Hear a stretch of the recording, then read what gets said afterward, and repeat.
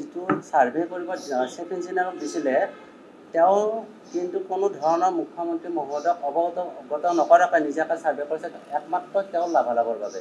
আমি তথ্য ওলাইছিলোঁ তেওঁৰ যিটো ঘৈণীয়েকৰ নামত তেওঁৰ আত্মীয়ৰ নামত যিটো সাতদলা হয় তেওঁ নিব বিচাৰে অভয়পুৰৰ তাত তেওঁৰ যথেষ্ট সংখ্যক মাটি আছে। মই মাটিৰ কাগজখিনি আপোনালোকক দিম। তেওঁৰ ঘৈণীয়েক পূৰবী গগৈ দাস আৰু পিতাটো তেওঁ হাজবেণ্ডৰ নাম দিয়া নাই, দেৱজিৎ দাস দিয়া নাই, তেওঁৰ পিতাৰ নাম দিছে প্ৰদীপ কুমাৰ গগৈ।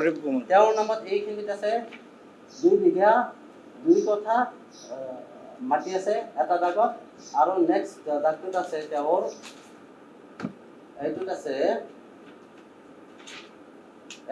1 বিঘা 2 কঠা 12 লেচা।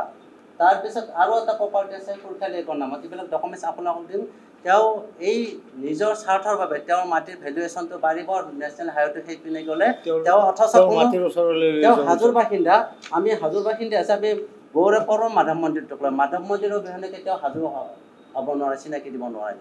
গতিকে তেওঁ নিজস্ব স্বাৰ্থৰ বাবে এনেকুৱা ক্ষতিসাধক আমাৰ হিন্দু ৰাইজৰ, আমাৰ হিন্দু সমাজৰ তথা মাধৱ মন্দিৰ বুলি ক'লে আমাৰ ঐতিহ্যমণ্ডিতসকলে যেন বিশ্বত সেইটো জানে। গতিকে তেওঁ এই সিদ্ধান্ত আমাৰতো তেওঁ নিজৰ লাভালাভৰ বাবে কৰিছে। আৰু আমি আৰু এটা নক্সা উলিয়াইছিলোঁ এই অভয়পুৰৰ এইখন নক্সা আপোনালোক দেখুওৱা হ'ব।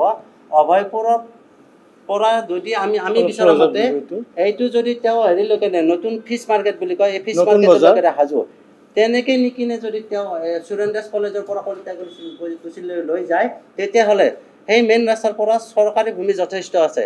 তাত কোনো ব্যক্তিগত ভূমি আবণ্টন দিব বা হেৰি কৰিব নাই। আৰু গতিকে চৰকাৰী লগতে ইয়াৰ পৰা আমাৰ ৰাইজৰো সুফল হ'ব। আৰু যিটো ফিজ বজাৰৰ পৰা মাধৱ মন্দিৰলৈ সেইটো 4 লেনযুক্ত ৰাস্তা হ'ব। গোটেই ৰাইজৰো এইটো সকাহ হ'ব। গতিকে এইটো নকৰি তেওঁ নিজস্ব লাভৰ বাবে তেওঁ যিটো কৰিব লৈছে আমি তীব্ৰভাৱে ভাষাৰে আমি গৰিহণা দিছোঁ আৰু কেতিয়াও আমি হ'বলৈ নিদিওঁ। এইটো আমি যে সংবাদমেলৰ যোগেদি আমি তেওঁক আমি ৱাৰ্ণিং দিলোঁ, ভৱিষ্যতে আমি ৰাজপথত নামি যাম আৰু এইটো কেতিয়াও আমি হ'ব নিদিওঁ। আমাৰ হিন্দু জাগৰণ অসম তথা সনাতন জাগ্ৰত পৰা আমি আপোনালোক সংবাদ কৰ্মীসকলৰ থ্ৰু দি আমি অনুৰোধ জনাইছোঁ। লগতে মুখ্যমন্ত্ৰী মহোদয়ক আমি অনুৰোধ জনাইছোঁ এখন নতুনকৈ SIT গঠন কৰক, তাত ছাৰ্ভে কৰক।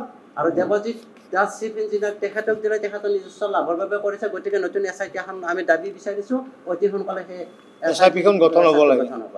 ধন্যবাদ। আমাৰ এটা ক্ষতিসাধন হ'ব আৰু স্পেচিয়েলি আমাৰ হিন্দু সমাজৰ বাবেও এটা ক্ষতিসাধন হ'ব।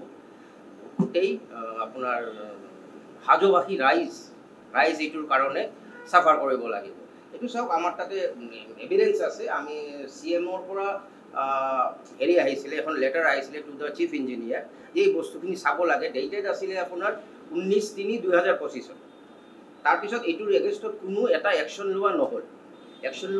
মানে যেতিয়া তেওঁতে ছাৰ্ভিচ দিছিলে, নটিফিকেশ্যন দিছিলে 12014/106/203, যিটো একচুৱেলি হাজো প্ৰতিবাদী যৌথ মঞ্চই কৰিছিলে।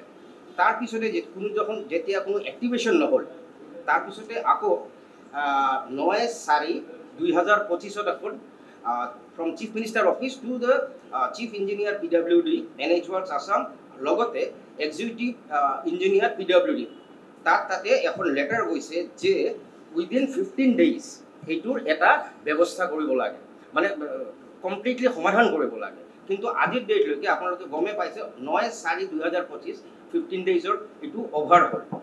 ঠিক আছে। লাষ্ট অফ অল যিটো আণ্ডাৰচাইণ্ড আছিলে, যিটো চাইন কৰিছে undersigned secretary of the government of Assam, PWD building NH department NH branch Dispur গুৱাহাটীৰ পৰা লাষ্ট লেটাৰখন আমাৰ ইয়াতে দিয়া হৈছে বা তেখেতক এটা ইনফৰমেশ্যন দিয়া হৈছে। এইটো এটা বস্তু। আৰু এটা বস্তু জনাই থওঁ আপোনালোকে যে মিষ্টাৰ অভিজিৎ দাস যিজন চিফ ইঞ্জিনিয়াৰ হয়, দেৱজিৎ দাস তেখেতৰ এটা মানে নিজস্ব এটা স্বাৰ্থৰ কাৰণে গোটেই হাজোবাসী ৰাইজক বিমুখ কৰিব বিচাৰিছে। তেওঁ নিজৰ পাৰ্চনেল এটা স্বাৰ্থৰ কাৰণে। এই পাৰ্চনেল স্বাৰ্থ হ'ল বাকী মাটিৰ কথা আমাৰ টংকে ডেকাই ক'ব, কিন্তু এই বস্তুটো হ'ব নালাগে। আৰু আমি